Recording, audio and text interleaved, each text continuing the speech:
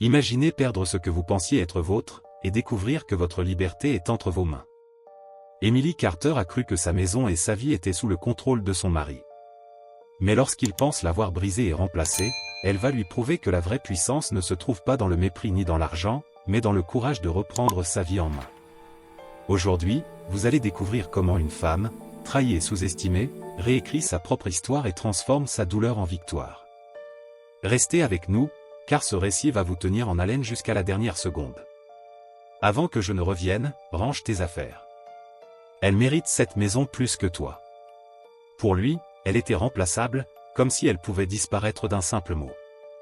Il exhibait sa nouvelle compagne, la critiquant derrière son dos, disant qu'il améliorait sa vie, et qu'elle était un chapitre qu'il n'aurait jamais dû écrire. Mais pendant qu'il sirotait du champagne sur des plages, sa femme signait ses propres papiers. Lorsqu'il est revenu, sûr de lui et riant, main dans la main avec la femme qu'il avait choisie pour la remplacer, il a inséré sa clé dans la porte, qui ne s'est pas ouverte. Parfois, ceux que l'on croit jeter sont ceux qui réécrivent la fin. Parfois, la maison que l'on pense posséder ne nous appartient plus. Emily Carter avait appris à ne plus réagir aux critiques de son mari. Pas parce qu'elle faisait moins mal, mais parce que montrer sa douleur ne faisait qu'encourager son arrogance. Même quand il se plaignait de la façon dont elle repassait ses chemises, elle gardait son calme. Mark voulait toujours des cols impeccables, elle les lui donnait toujours. Mais cela ne semblait jamais suffisant. Mariée depuis 8 ans, Emily avait vu son mari passer du charme à l'arrogance, son ambition à l'exigence et au mépris discret. Même sa sœur, Lorraine, rappelait constamment à Emily qu'elle avait épousé au-dessus de sa condition. Pourtant, Emily apprenait à encaisser. Ce matin-là, elle avait senti l'humeur de Mark changer avant même qu'il ne prenne ses clés. Il vérifiait son téléphone, souriait à des messages mystérieux. Lorsqu'il partit pour son voyage d'affaires, Emily resta sur le bord du lit, observant la chemise qu'elle avait repassée à 2 reprises, fatiguée, mais déterminée à continuer à vivre pour elle-même. Plus tard, elle découvrit les billets d'avion, une destination balnéaire pour 2, et son nom n'y figurait pas. Le choc fut immense. Mark ne réorganisait pas sa carrière, il réorganisait sa vie, sans elle. Pourtant, elle ne montra rien. Quand il partit pour l'aéroport, elle le conduisit, silencieuse et imperturbable. À ce moment-là, la phrase résonna avec une ironie intense, « Range tes affaires avant que je revienne. Elle mérite cette maison plus que toi. » Il ne lui laissa même pas le temps de répondre. Il ne la regarda même pas. Ses paroles sonnèrent comme un ordre définitif, presque comme un avis d'expulsion. Il s'éloigna, monta dans l'avion avec Vanessa et ne vérifia même pas si Emily était toujours là. Elle n'était plus là. Elle ne resta pas pour le regarder partir. Elle rentra chez elle en silence, serrant le volant si fort que ses articulations en étaient douloureuses. Son monde ne se contentait pas de changer, il s'effondrait. Mais au milieu de cet effondrement, quelque chose d'autre se forma. Ni rage, ni peur, quelque chose de plus précis et de plus tranchant. Lorsqu'elle arriva enfin dans l'allée, elle savait qu'elle ne s'effondrerait pas. Pas cette fois. Elle attrapa son sac à main, entra dans la maison et passa un appel qu'elle n'aurait jamais imaginé faire, le bureau de leur avocat. « Bonjour, dit-elle, j'ai besoin de discuter de quelque chose d'important.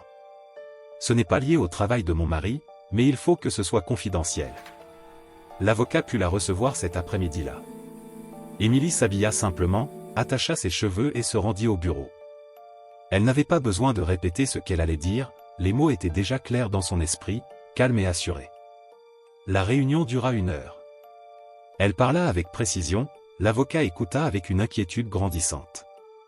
Les documents furent rédigés et les options présentées. Lorsqu'elle quitta le bureau, elle ne pleura pas. Elle ne sourit pas non plus. Elle se sentait simplement éveillée. De retour à la maison, elle s'installa à la table de la cuisine et déplia le dossier qu'on lui avait remis. Sa main hésita au-dessus de la ligne de signature. Vendre la maison n'était pas une vengeance, c'était la seule chose qui lui restait pour se protéger. La seule chose que Mark ne pouvait pas prendre sans son consentement, sauf si elle le donnait d'elle-même. Elle saisit le stylo, signa, et quelque part, à des kilomètres de là, Mark leva un verre de champagne à un futur qu'il pensait contrôler. Quand Emily eut terminé, l'avocat rangea les documents et tapa 2 fois dans le coin, scellant le moment. « Je m'occupe de tout aujourd'hui, dit-il. L'acheteur a déjà transféré le dépôt d'assurance il y a 1 heure, donc la vente est déjà active. Une fois la confirmation finale reçue, la maison sera transférée légalement sans délai. Émilie hocha la tête, même si son cœur battait à tout rompre. C'est fait, dit-elle intérieurement. L'avocat ajouta, c'est définitif, à moins que vous décidiez autrement, mais seule votre décision compte, pas celle de votre mari. Cela comptait plus qu'elle ne l'avait imaginé. Pendant des années, les décisions avaient été prises autour d'elle, par-dessus elle, sans elle. Maintenant, elle venait de prendre une décision que personne d'autre ne pouvait annuler. L'avocat hésita un instant, « Vous êtes sûre que ça va, Émilie ?» Elle ne fit qu'un petit signe de tête. Il ne la pressa pas. Il lui remit un jeu de clés temporaires que l'acheteur avait demandé à conserver jusqu'à la finalisation. Elles étaient en métal simple, numérotées, mais les tenir était comme tenir le dernier fragment d'une vie dont elle décidait de s'éloigner. Lorsqu'elle sortit du bureau, le soleil de fin d'après-midi la frappa d'un éclat chaleureux. Elle cligna des yeux et se sentit étrangement exposée. Les voitures passaient, les gens se pressaient sur les trottoirs, et le monde semblait inconscient que sa vie venait d'être divisée en deux. Elle marcha lentement jusqu'à sa voiture, non par hésitation, mais parce que la finalité de tout cela avait un poids auquel elle devait s'habituer. Les clés étaient froides dans sa main, la ramenant à elle-même. Son téléphone vibra. Un message de Marc, pas de service pour un moment. Occupe-toi des choses. Pas de merci, pas de « je t'aime », même pas son nom. Juste un ordre.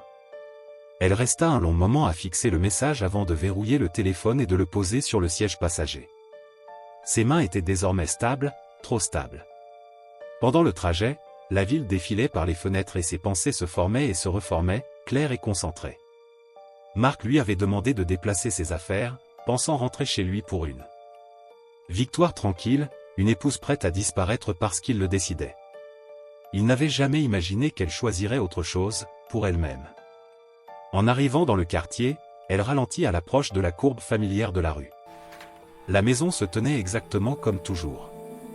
Peinture blanche, large porche, la balançoire que Marc avait promis de réparer mais qu'il n'avait jamais touchée. Rien ne paraissait différent, mais tout avait changé. Elle se gara, resta un moment à regarder la porte. Elle pouvait encore voir les 8 années passées dans cette maison, les dîners, les disputes, les fêtes qu'elle avait essayé de rendre spéciales malgré son attitude. Les nuits où il rentrait tard avec des excuses qui s'effondraient à la première question posée calmement.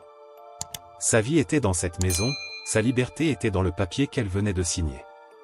Quand elle sortit enfin de la voiture, l'air était plus léger que le matin même. Elle monta les marches, le porche craquait sous ses pieds, et pour la première fois, elle ne réagit pas. Bientôt, cela ne serait plus son problème, bientôt, ce ne serait plus son fardeau. À l'intérieur, la maison était plus silencieuse qu'à l'accoutumée, non pas vide, juste en pause, comme si les murs attendaient de voir ce qu'elle ferait ensuite. Émilie posa le dossier sur la table, les clés sur le dessus. Elle n'avait pas besoin de relire les documents, elle savait ce qu'elle avait signé. Son téléphone vibra à nouveau. Cette fois, c'était Lorraine. Marc dit que tu traînes encore. Ne complique pas les choses. Déplace tes affaires. Il s'occupera du reste. Émilie laissa le message non lu. Il fut un temps où elle aurait répondu par politesse, par peur ou par habitude. Ce temps était révolu.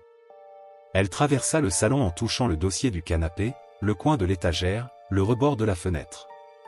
Elle ne pleurait pas la maison, elle disait au revoir, mais pas de la manière que Marc attendait. Il pensait avoir écrit sa fin. Il ignorait qu'elle avait déjà commencé un autre chapitre. Elle vérifia l'heure, la confirmation de l'acheteur devait arriver bientôt. Une fois reçue, la vente passerait à l'étape finale sans délai. Marc ne saurait rien avant qu'il ne soit trop tard. Il rentrerait chez lui pour découvrir une maison qui ne lui appartenait plus et une vie qui n'était plus centrée sur ses désirs. Une sonnerie retentit soudain, quelqu'un avait laissé une enveloppe sur le paillasson. L'acheteur avait signé le sceau. À l'intérieur, une simple note, dépôt reçu. Vente confirmée. Vous avez pris la bonne décision. La possession commence à son retour. Émilie lut la note 2 fois, impressionnée que l'acheteur ait su précisément le timing du voyage de Marc sans qu'elle ne le mentionne jamais. Elle glissa la note dans son sac et sortit, sentant la brise du soir. Dans son esprit, un clic symbolique, net et définitif. Elle regarda les clés dans sa main, il m'a dit de partir, murmura-t-elle calmement. Alors je m'assure qu'il n'aura rien à retrouver. Un léger sourire effleura ses lèvres alors qu'elle descendait les marches. Émilie prit une profonde inspiration pour se calmer. Elle n'avait pas encore terminé. Elle devait encore faire des choix et découvrir d'autres vérités. Mais cette maison lui appartenait, et la vendre n'était pas un acte de vengeance, c'était une question de survie. Émilie ferma son ordinateur et resta un long moment assise, écoutant le faible bourdonnement du réfrigérateur, le tic-tac de l'horloge murale et le silence autour d'elle. La maison lui semblait différente à présent, non pas vide, mais vivante, comme si elle comprenait quelque chose qu'elle ne s'était jamais autorisée à admettre jusqu'à aujourd'hui. Ce lieu n'était pas seulement des murs et un toit. C'était le dernier vestige de sa vie que Marc n'avait pas encore pris, et il l'avait déjà visé, doucement, lentement, comme quelqu'un qui démonte une voiture jusqu'à ce qu'elle ne puisse plus rouler. Elle avait besoin d'air. Elle sortit et s'assit sur les marches du porche, rapprochant ses genoux. Le soleil de l'après-midi réchauffait sa peau, mais ses mains étaient froides. Elle tentait encore d'assimiler ce qu'elle venait de découvrir lorsque son téléphone vibra avec un nouveau message. Numéro inconnu. Nous devons programmer l'inspection plus tôt que prévu. Son souffle se bloqua. L'acheteur. Elle regarda le message, incertaine d'être prête à affronter la suite, mais elle répondit « Quand ?» La réponse arriva presque instantanément, demain, tôt le matin. Elle avala sa salive. Trop tôt. Mais peut-être était-ce une bonne chose. Elle voulait que les choses avancent, elle en avait besoin. Elle écrivit « D'accord, je serai là ». Un autre message suivit, personne d'autre ne peut être présent. Ni ami, ni famille. Un frisson lui parcourut l'échine. Le ton n'était pas menaçant, mais il était volontaire, comme si l'acheteur comprenait le chaos dans sa vie et voulait qu'aucun tiers ne s'en mêle. Elle répondit simplement « Compris ». Elle posa son téléphone et observa le jardin. Le silence semblait plus lourd, plus net. Elle ignorait qui était cet acheteur ni pourquoi il s'intéressait tant à elle, mais l'inquiétude persistait, telle une ombre qu'elle ne pouvait chasser. De retour à l'intérieur, elle se força à ranger un peu, plier des couvertures, ramasser des objets épars, essuyer les comptoirs. Elle ne préparait pas tant la maison pour l'inspection que son esprit pour éviter qu'il ne s'emballe. Vers 17 h, son téléphone sonna. L'identification affichait le travail. Son estomac se noua. Elle hésita à répondre, mais elle avait besoin de ce revenu, surtout avant la vente. « Bonjour, ici Émilie. » La voix de sa superviseure se fit entendre, « Émilie, j'ai une mauvaise nouvelle. L'entreprise doit réduire ses effectifs et certains employés à temps partiel doivent partir. Aujourd'hui sera votre dernier jour officiel. » Émilie resta figée. « Je ne comprends pas. Pourquoi moi ? » Nous restructurons, répondit sa superviseure doucement. Son ton lui sembla étrange, presque calculé. Émilie insista, c'est vraiment une question de budget ou quelqu'un a dit quelque chose. Un long silence, puis, on m'a demandé de ne pas commenter davantage. Le cœur d'Émilie se serra. Il n'y avait qu'une seule personne capable de manipuler ainsi les choses. Lorraine, murmura-t-elle. Elle remercia sa superviseure et raccrocha. Perdre son emploi ne la brisa pas, mais clarifia tout. Toute sympathie envers la famille de Marc s'évapora. Il ne cherchait pas à l'aider, il cherchait à l'effacer. Elle retourna au salon, laissant sa main glisser le long du mur. Des années plus tôt, Marc lui avait promis que cette maison serait leur fondation, leur sécurité. Il n'avait jamais reconnu qu'il s'agissait de son héritage, du dernier cadeau de sa mère, de son passé, de ses sacrifices. Il avait réécrit l'histoire jusqu'à se persuader qu'il avait tout construit lui-même. Mais la vérité était là, dans le bois, le plâtre et les souvenirs, c'était sa maison. La vendre n'était pas une vengeance, c'était reprendre ce qu'il avait tenté de lui voler. Le téléphone vibra encore. Cette fois, c'était Rachel. « On peut parler, s'il te plaît ?» Émilie hésita, se souvenant que Rachel savait depuis des mois pour l'infidélité. Elle aimait encore son amie, mais la confiance ne se donnait plus si facilement. Elle répondit, « Pas maintenant. J'ai besoin d'espace. » 3 points apparurent, disparurent, puis un dernier message, « Je suis là quand tu seras prête. » Émilie ne répondit pas. Tout dans sa vie changeait, et elle devait d'abord retrouver son équilibre avant de tendre la main à quiconque. Elle prépara un dîner simple et le mangea debout. Le silence était lourd, mais il ne lui faisait pas peur. Elle avait vécu pire, les critiques de Marc, les humiliations de Lorraine, les murmures du nom de Vanessa là où il ne devait pas être. Elle lava la vaisselle, se sécha les mains et vérifia l'heure. Presque 21 heures. L'inspection aurait lieu tôt le lendemain. Elle devait être prête. Avant de se coucher, elle parcourut chaque pièce, éteignant les lumières, touchant les poignées de porte, s'assurant que les fenêtres étaient verrouillées. Ce n'était pas par peur, mais par habitude, par besoin de repères. Dans cette journée remplie d'imprévus, elle se glissa dans son lit et fixa le plafond. Les mots de Rachel résonnaient encore, « Je savais pour Vanessa depuis des mois ». Elle chassa ses pensées et se concentra sur sa respiration, lente et contrôlée, puis finit par s'endormir. Le lendemain, elle se leva tôt et nettoya de nouveau. Bien que la maison n'en ait pas besoin, elle voulait que tout soit impeccable pour l'inspection. Elle voulait montrer qu'elle respectait son espace, contrairement à Marc. À 8h15, son téléphone vibra, « J'arrive bientôt ». Elle regarda par la fenêtre, attendant une voiture, mais la rue était silencieuse. Les minutes passèrent. Un léger coup retentit à la porte. Elle s'attendait à un couple avec un carnet, mais il n'y avait personne. Juste une enveloppe, identique à celle du jour précédent. Émilie la ramassa et l'ouvrit à l'intérieur. Un seul message, « Je préfère la discrétion ». L'inspection est terminée. Elle parcourut la maison, rien n'avait été déplacé. Son téléphone sonna de nouveau. Numéro inconnu. Emily Carter, la vente est finalisée. Je prendrai possession le jour où votre mari reviendra. Elle n'avait rien dit à l'acheteur sur le retour de Marc. Son souffle se coupa. Comment savez-vous? La ligne se coupa. Elle réalisa que l'acheteur savait plus sur sa vie qu'elle-même. Ses prochains pas ne concernaient pas seulement sa survie, mais aussi la vérité sur qui avait suivi l'ombre de son histoire. Émilie se leva avant le soleil, alerte d'une manière étrange. Elle écouta le silence de la maison. Une vibration du téléphone interrompit le calme. Message de Marc, arrivé tôt. Sois parti avant midi. Son cœur se serra. 6 heures pour tout emballer. Elle ramassa ce qui restait, quelques boîtes, des papiers, une valise de vêtements. Son estomac se noua, non pas par peur de Marc, mais par anticipation de ce qu'il ferait en découvrant la maison déjà vendue. Elle boucla ses affaires avec précaution, emportant les documents et bijoux précieux. Rachel envoya un message, « Lorraine m'a appelé. Marc revient plus tôt. Par aujourd'hui. » Émilie répondit, « Je sais.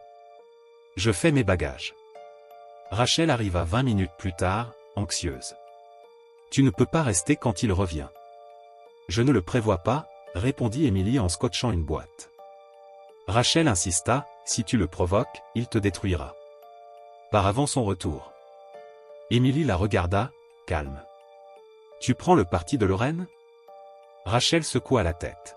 « Je te protège en te prévenant. » Émilie, doucement, « Merci, mais je gère. » Rachel acquiesça et partit. Le silence reprit, lourd, mais clarifiant. Émilie emballa tout plus vite, plus fort, déterminée. À midi, tout était dans sa voiture, sauf les papiers dans le vieux bureau du salon. Une enveloppe inconnue attira son attention.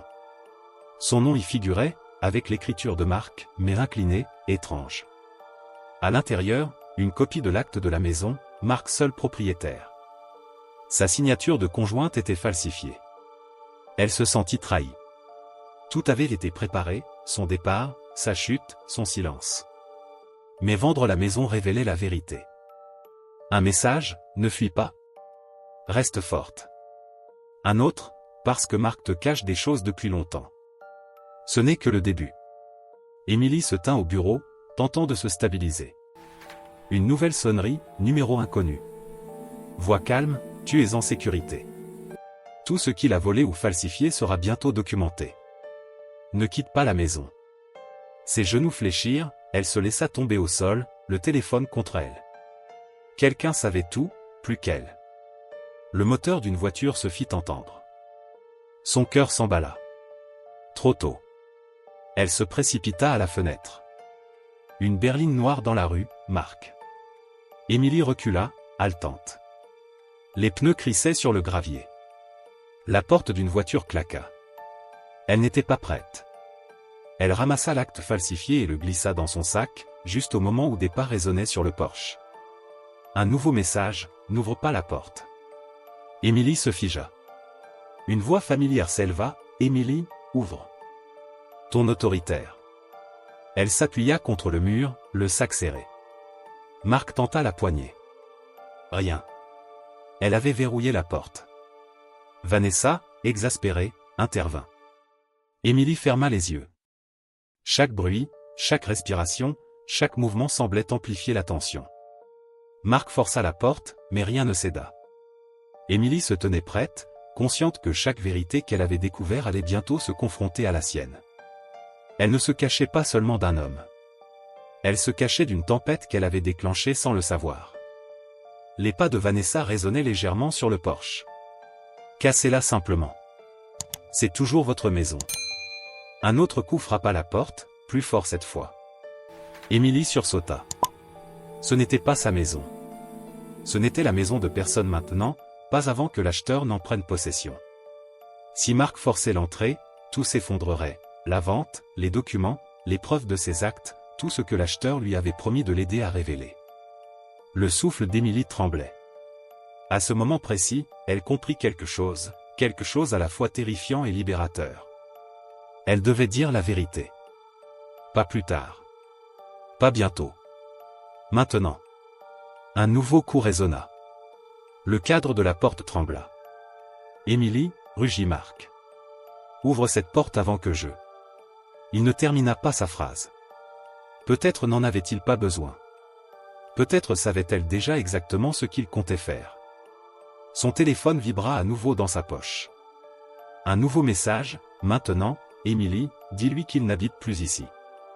Ses genoux fléchirent, sa gorge se noua, mais elle redressa le dos, les doigts tremblants, et attrapa la poignée de la porte. Elle comprit enfin ce qui était en jeu. Si elle ne parlait pas maintenant, elle perdrait tout. Elle posa sa main sur le métal froid, inspira profondément et se prépara à l'affronter. Marc frappa à nouveau la porte. « Pourquoi ma clé ne fonctionne-t-elle pas » cria-t-il, et Émilie comprit qu'elle n'avait pas d'autre choix que de répondre. Émilie retint son souffle, les doigts serrés sur la poignée. De l'autre côté, la colère de Marc secouait le bois à chaque coup. Vanessa murmurait des plaintes, marchant de long en large, comme un spectateur impatient. Émilie avala sa salive. Elle n'était plus la femme qui suppliait sa patience, plus l'ombre silencieuse qu'il repoussait autrefois. Elle avait des documents. Elle avait des preuves. Elle avait la vérité. Finalement, elle déverrouilla le verrou. Le clic résonna plus fort qu'un coup de feu. Marc frappa encore. « Émilie, je te... » Elle tira la porte. Sa main était levée, prête à frapper. Il se figea en la voyant calme mais inflexible, son sac en bandoulière comme si elle rentrait chez elle et qu'il était l'intrus. « Pourquoi ma clé ne fonctionne pas ?»« Parce que ce n'est plus votre maison, » dit Émilie d'une voix calme. Il cligna des yeux, stupéfait, puis ricana. « Ne joue pas à ça. Je rentre. » Il tenta de la pousser, mais elle se plaça dans l'embrasure. « Marc, » dit-elle d'une voix stable mais intérieurement tremblante, « ce n'est pas ta maison. » Son expression se fissura. Une seconde de confusion, la suivante, de la colère. « Excusez-moi ? Vous ne possédez plus cet endroit. » Vanessa s'avança, les bras croisés, exaspérée. « Tu peux le laisser entrer ? C'est ridicule. » Émilie la regarda. « Non. Émilie, bouge maintenant. »« Je ne peux pas, » dit-elle. « Et ça ne servirait à rien, car ta clé ne fonctionnera plus jamais ici. » Vanessa ricana. « Tu as changé les serrures ? Comme c'est impressionnant. » Émilie plongea dans son sac et en sortit la pile de papiers, ceux que l'acheteur lui avait envoyés, qu'elle avait imprimés et lut s'endormir. Elle les serra contre sa poitrine. « Marc, » dit-elle d'une voix calme mais tranchante, « j'ai vendu la maison. » Le porche se figea. Le visage de Marc se vida un instant, puis rougit d'une colère qu'elle n'avait jamais vue. « Quoi ? Tu m'as dit de partir ? Alors j'ai veillé à ce que tu n'aies plus rien à retrouver en rentrant. Tu ne peux pas vendre ma maison. » rugit-il. Émilie leva un papier, l'acte falsifié. « Ta maison ? Tu as falsifié ma signature pour en faire la tienne. Mais tu n'avais pas prévu une chose, la vente exposerait tout. Vanessa recula, intriguée. Attends, de quoi parle-t-elle? Émilie ne la regarda pas.